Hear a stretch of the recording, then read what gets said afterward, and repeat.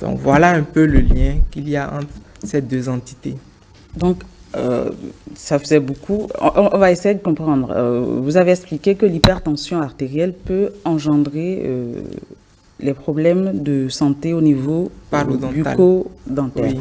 Maintenant, inversement aussi, il faut retenir que quand on ne gère pas bien à ce niveau-là, forcément, cela pourrait, ou dans certains cas, cela pourrait favoriser aussi l'hypertension artérielle. Tout à fait. Du coup, concrètement, quelqu'un qui ne va pas régulièrement chez le dentiste, qui n'a pas l'habitude peut-être de se brosser régulièrement parce qu'on nous le suggère, s'expose à quoi comme complications sur le long terme?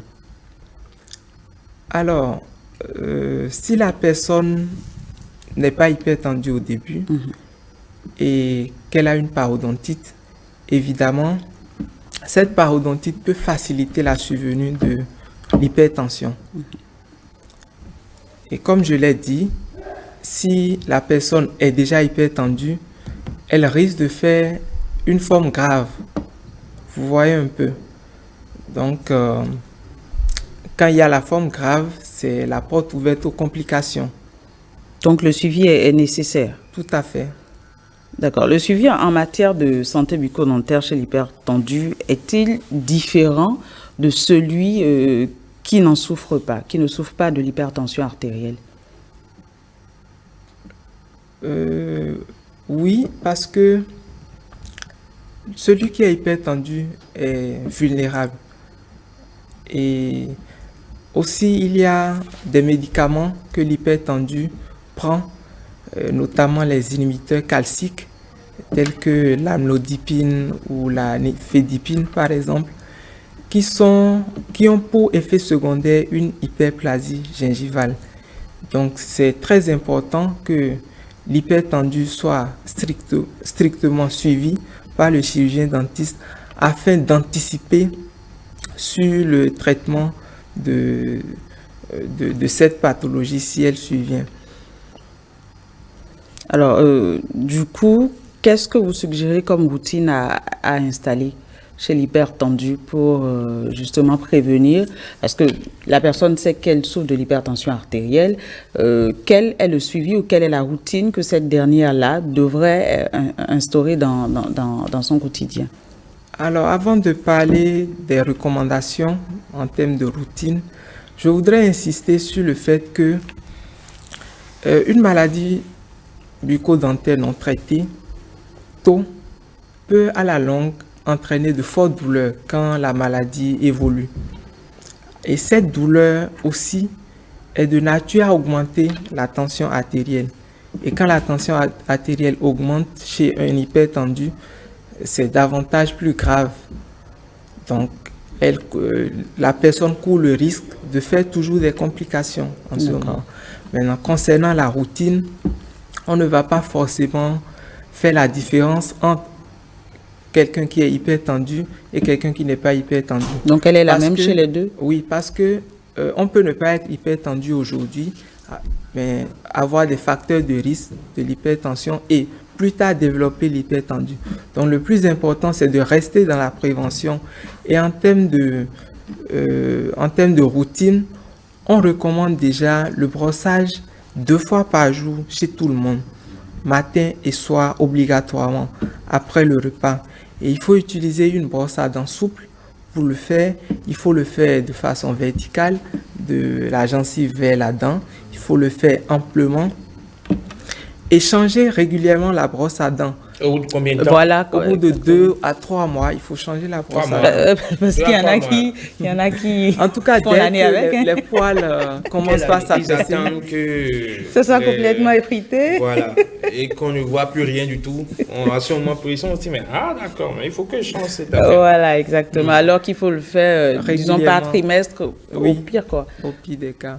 Voilà. C'est un geste simple, mais qui prévient beaucoup de pathologies. Les 3 pathologies que j'ai définies au début, c'est un geste qui les prévient efficacement quand on le fait régulièrement. En dehors de ça, nous recommandons une alimentation équilibrée à toute personne, en particulier. Voilà, exactement. On s'est regardé en fait. Je pense que cette affaire finit par soigner toutes les maladies. 5 fruits et légumes par jour. Moi, j'ai commencé à essayer. Vous allez vous y mettre aussi. Je m'y suis mis. C'est très À mon corps important. défendant et je pense que ça marche aussi. Oui, ça marche. Voilà, donc je vous encourage à continuer Merci. dans cette lancée. Et en dehors de ça, il faut aimer faire les activités physiques. Il faut marcher rapidement, au moins 30 minutes par jour, ça aide beaucoup. Et nous recommandons également d'éviter tout ce qui est facteur de risque, d'éviter le tabac, l'alcool, la sédentarité, éviter l'excès de sucre et de sel surtout. Pour finir, au niveau des routines à avoir, il faut consulter systématiquement le chirurgien dentiste chaque semestre. Même si tout va bien, même si apparemment vous n'avez aucun problème, il faut consulter. Parce que parfois, il peut y avoir de petites caries qui sont au début, mais vous n'allez pas sentir de douleur, vous n'aurez aucun symptôme et vous allez penser que tout va bien, alors qu'il y a déjà des problèmes. Donc, lors de cette consultation de routine, le chirurgien dentiste pourra anticiper et empêcher la carie d'évoluer, de vous faire mal plus tard. Et là, le soin est moins coûteux, ça vous prend moins de temps et vous avez la chance de conserver votre dent. Donc, c'est très important la consultation systématique. Chez la personne hypertendue, on peut avoir beaucoup plus de rendez-vous en fonction de son état, d'où l'importance d'un suivi rigoureux à son niveau. Moi, j'ai une question qui m'est venue là tout de suite. Quand on parle de routine, parce qu'on parlait de brosse à dents tout à l'heure, on va pas citer de marque, mais est-ce que on peut dire que au niveau de la pâte dentifrice, chaque individu avec une pâte qui va avec, ou tel qu'on le fait, on va en pharmacie, je dis je veux telle pâte dentifrice et puis hop. Ou est-ce qu'il vaut mieux aller vers un spécialiste, un dentiste qui nous suggère par rapport, peut-être, je sais pas si les dents diffèrent en fonction voilà quoi. Est-ce qu'on devrait avoir ce réflexe-là au lieu d'aller vers les pâtes dentifrices à tous azimuts comme ça? Bon, l'idéal, c'est que le chirurgien dentiste vous recommande une pâte dentifrice. D'accord. Parce que la prescription suit des règles. La même pâte n'est pas forcément adaptée à tout le monde. Et en principe, il faut aussi tenir compte du taux de fluor dans l'eau pour prescrire. Je crois que ça, dans notre pays, c'est des études que nous ferons après pour déterminer dans chaque région le taux de fluor et en fonction de ça, savoir ce qu'il faut prescrire. Parce qu'il y a des zones où il y a déjà beaucoup de fluor dans l'eau et on n'a pas forcément besoin de pâtes fluorées pour ces personnes-là. Mais par contre, il y a d'autres qui en ont besoin. Et il faut examiner à fond pour savoir précisément quel type de pâte il faut pour chacun. Et il y a des maladies aussi qui nécessitent des pâtes spécifiques. Donc, c'est nécessaire de faire un tour chez le dentiste pour être bien situé par rapport à la question. Ok, un mot de fin pour clore cet entretien? Ah, c'est déjà la fin? Ça oui, passe vite. très vite. C'est vrai que quand on est à l'intérieur, on ne sent pas le... D'accord. Ok, je voudrais exhorter nos collègues médecins généralistes et cardiologues à nous référer, à nous envoyer les patients hypertendus pour un bon suivi parce que la prise en charge nécessite quand même une certaine complémentarité pour le bien du patient. À l'endroit des structures d'assurance, je voudrais suggérer qu'ils prennent en charge le détartrage parce que c'est un acte préventif qui permet quand même d'éviter beaucoup de problèmes de santé bucco-dentaire. Mais ils ont tendance à le considérer comme un acte purement esthétique, ce qui n'est pas vrai.